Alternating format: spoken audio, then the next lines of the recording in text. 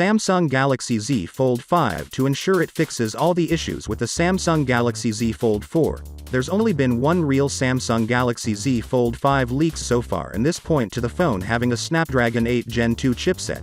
That would be the successor to the Snapdragon 8 Gen 1 and Snapdragon 8 Plus Gen 1 chipsets that power many of 2022's Android flagship, including the Z Fold 4. Samsung is the pioneer of foldable phones, and its inner folding design language laid the path on which all other Chinese foldables have followed. But a good case can be made that in the last couple of years foldables from brands like Huawei, Oppo and Vivo have surpassed the Galaxy Z Fold series in pure hardware promise.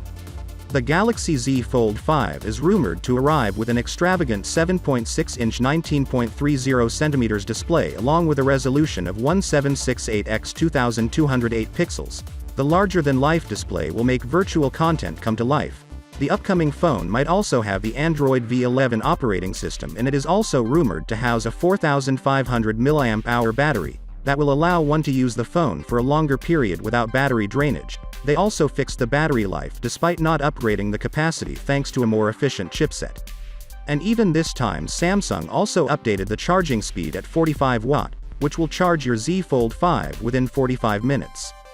The CEO of Samsung Mobile is so confident in foldable phones that he believes that foldables will become the smartphone standard by 2025. He also said foldables items will take up more than 50% of Samsung total premium smartphone shipment. Report out of South Korea claims that Samsung isn't feeling too confident about the sales prospects of its 2023 foldable lineup. The Z Fold 5 and Z Flip 5 Korean sites. The Elec has first details of the handsets, and while not exactly surprising, the details do show continued year-on-year improvements.